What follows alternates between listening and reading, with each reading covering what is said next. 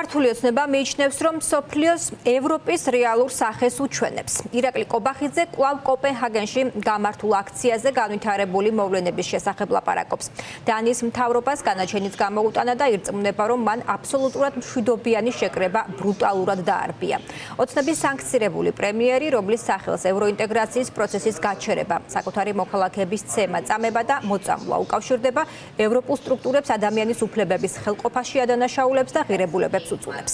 ის და მისი თანაპარტიელები კვლავ თავს ესხმიან ევროპელ დიპლომატებს. მეორე მხრივ კი ბიძინა ივანიშვილის პარტია ქართულ საზოგადოებას ეუბნება, რომ ევროინტეგრაცია მის საგარეო პრიორიტეტად რჩება. ურთიერთსაპირისპირო გზავნილების შესახებ მეც ჩემი კოლეგა სალომე ლაბაძე მოგუყვება, რომელიც ახლა პირდაპირ ეთერში შემოგვიერთდება.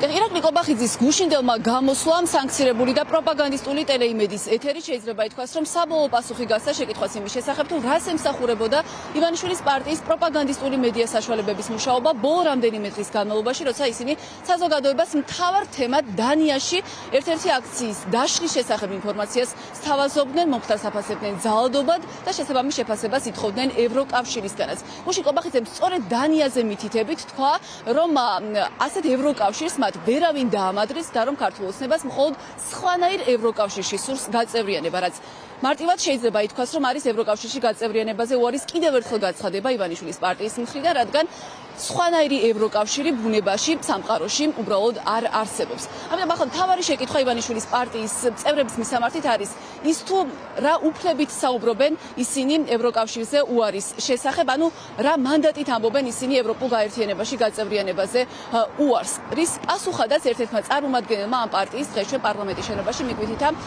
2024 წლის არჩევნებზე და იმ მხარდაჭერაზე, რომელიც მისი მტკიცებით ქართულმა ოცნებამ ქართველი ხალხისგან მიიღო, თუმცა აქ მასაც შევახსენეთ და საზოგადოებასაც კიდევ ერთხელ შევახსენეთ, რომ 2024 წელს ქართული ოცნების მთავარი წინასაარჩევნო ლოზუნგი იყო ღირსებით ევროპისკენ, ანუ ოცნება 2024 წელს საკუთარ ამომრჩევლად სწორედ ევროკავშირში გაწევრიანებას პირდებოდა. დღეს კი ირაკლი კობახიძის პირით კიდევ ერთხელ ეუბნება, რომ ევროკავშირი იმ სახით, რა სახითაც ის არსებობს, მისაღები არ არის ქართული ოცნებისთვის და ის მხოლოდ სხვანაირ ევროკავშირში გეგმავს გაწევრიანებას. ის რომ ქართული ოცნება ანტიევროპულ კურსს აგრძელებს, ამის კიდევ ერთი გამოხატვა შეიძლება ითქვას, რომ არის ის სურათიც, რომელსაც ახლა მაყურებელი დაინახავს რუსთაველის გამზირზე პარლამენტის შენობის ფასადზე, სადაც ტრადიციულად 26 მაისის ღონისძიების წინ ამ ღონისძიებასთან დაკავშირებული ბანერებია გამოფენილი. აქ ხედავთ, რომ თემატურ ბანერებთან ერთად წარმოდგენილია საქართველოს დროშაც, ევროკავშირის დროშა კი ამ ოფიციალური დეკორაციის ნაწილი ისევ არ არის. ისევ კი იმიტომ, რომ ასეა შეგახსენებთ 2023 წლიდან, ანუ იმ დროიდან, რაც ქართულმა ოცნებამ საკუთარი ანტიევროპული კურსის შესახებ ღიად გადაცხადა. და რა მოისმენთ ახალი, რაც არაერთხელ უკრავს ჩვენი გუნდის წევრს. სად ითქვა, რომ ევროკავშირზე ჩვენ ვამბობთ უარს? ასეთი როგორი ევროკავშირი არ გვენდა? როგორი ევროკავშირი? როგორი არის ევროკავშირი თქვენი აზრით? როგორი არის მის დამოკიდებულება საქართველოს მიმართ? ის ბიუროკრატია, რომელიც ახლა მოქმედებს ევროკავშირში, რომელიც უბრალოდ არ ცნობს ადამიანის უფლებებს, არ ცნობს თანასწორობაზე დაფუძნებულ საერთაშორისო ურთიერთობებს, ფეხქვეშ თელავს სამწუხაროდ მთელ რიგ შემთხვევებში ვენის კონვენციას, არაფრად არ უღირს სხვა ქვეყნის სუვერენიტეტი, ასეთი ბიუროკრატიის მართულ ევროკავშირში შესვლა უბრალოდ ჩვენთვის წარმოუდგენელია. ქართული ოცნების ამ პროპაგანდისტული გააქტიურების შემდეგ და იმ განცხადების შემდეგაც, რომელიც ირაკლი კობახიძემ გავრცელა, როცა ის ამბობს, რომ ევროკავშირი ამ სახით ქართული ოცნებისთვის არის მიუღებელი, შეკითხვა ისიც, რატომ მიიჩნევს ქართული ოცნება საჭიროდ ასეთი შინაარსის გზავნილების გავრცელებას, რადგან შეგახსენებთ, რომ ივანიშვილის პარტიას ევროკავშირზე უარი ნათქვამი ოფიციალურად უკვე აქვს და ეს გაკეთებული აქვს სწორედ ირაკლი კობახიძის პირით, როცა მან 2024 წლის 28 ნოემბერს საზოგადოებას უთხრა, რომ აჩერებს ევროკავშირთან მოლაპარაკების ეტაპზე გადასვლის პროცესს. აი ამ შეკითხვის საპასუხოდ ოპოზიციაში ამბობენ, რომ ქართულმა ოცნებამ მიუხედავად იმისა, რომ ამ პარტიამ უკვე განაცხადა უარი ევროკავშირში გაწევრიანებაზე, დაინახა ისიც ამ დროის განმავლობაში, რომ მან ვერ შეძლო საზოგადოების მიმხრობა, საზოგადოების დარწმუნება იმაში, რომ ევროკავშირზე უარი არის სწორი განვითარება საქართველოს საგარეო პოლიტიკური კურსის. ამიტომ ახლა ივანიშვილის პარტიის მიზანი ოპოზიციის შეფასებით არის ისიც, რომ პროპაგანდისტული ძალისხმევით საზოგადოებას დაარწმუნოს იმაში, რომ ევროკავშირში გაწევრიანება ჩვენი ქვეყნისთვის სასურველი მოცემულობა არ იქნება და სწორედ ამას ემსახურება მათი განცხადებით ბოლო პერიოდში დანიაში მომხდარის ასეთი აქტიური გაშუქება ქართული ოცნების პროპაგანდის მიერ და უკვე ბოლოს ირაკლი კობახიძის განცხადებაც, რომელმაც თქვა, რომ ამ სახით არსებულ ევროკავშირში მათ გაწევრიანება არ სურთ.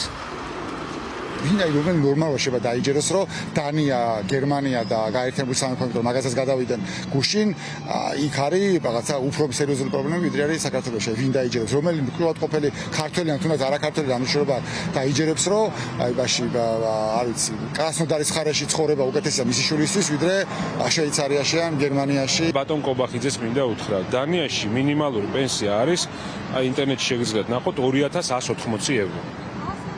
რითი ედრები სიცუდეზე რო გაქვთ და სიგლახეზე მუდმივად ყურადღება ხო შეიძლება რომ გაეჯიბროთ საქმის კეთებაში. აბა შეადარეთ დანიელი პენსიონერის ცხოვრება საქართველოში მაცხოვრებლის ცხოვრებას. შეადარეთ ნებისმიერ ევროპულ ქვეყანაში დასაქმების მაჩვენებელი საქართველოს. რატომ იდის ემიგრაციაში საქართველოდან ყველა ევროკავშირის ქვეყანაში? რატომ?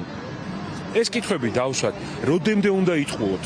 როდემდე უნდა ატყუოთ ხალხი და მე ქართული ოცნების მხარდამჭერებს ვეუბნები. თქვენ როდემდე აპირებთ ამ ტყუილების დაჯერებას და მოსმენას?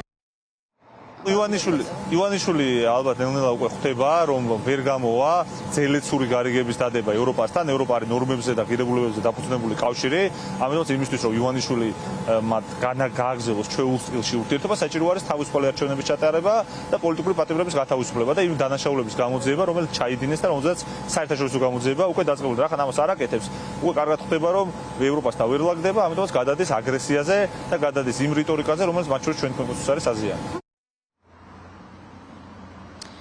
კიდევ ერთხელ როგორც მოისმენთ ოპოზიციაში ამბობენ რომ მას შემდეგ რაც კონკრეტულად ქართულმა ოცნებამ უარი განაცხადა ევროკავშირში გაწევრიანებაზე და ეს გააკეთა ირაკლი კობახიძის პირით 2024 წლის 28 ნოემბერს ახლა ივანიშვილის პარტია მიზნად დაისახა საზოგადოებაც დაარწმუნოს რომ ეს არის სწორი გეოპოლიტიკური არჩევანი და სწორედ ამ მიზნით გადაწყვიტა რომ ამ შემთხვევაში დანიაში მომხდარის манипуლაციურად პროპაგანდისტულად გააშუქოს. ამასთან ოპოზიციაში ამბობენ რომ ივანიშვილის პარტიის ამგვარად გააქტიურებას იწვევს ისიც რომ ამ პარტიამ ვერ მოახერხა ბრიუსელთან იმგვარად დალაგება ურთიერთობის, როგორც ეს მისთვის იქნებოდა მისაღები და ახლა როცა ხვდება, რომ განწირულია მისი ეს მცდელობა, გადაწყვიტა, რომ საზოგადოებას მიიმხროს და საკუთარი ამომრჩეველი მაინც განაწყოს ევროკავშირის წინააღმდეგ, იმდენად რომ დაარწმუნოს საკუთარი გადაწყვეტილების სისწორეში, ანუ იმ გადაწყვეტილების სისწორეში, რომლის შესაბამისადაც ქართულმა ოცნებამ ქართველი ხალხის ისტორიულ არჩევანზე ევროკავშირში გაწევრიანების შესახებ უარი განაცხადა.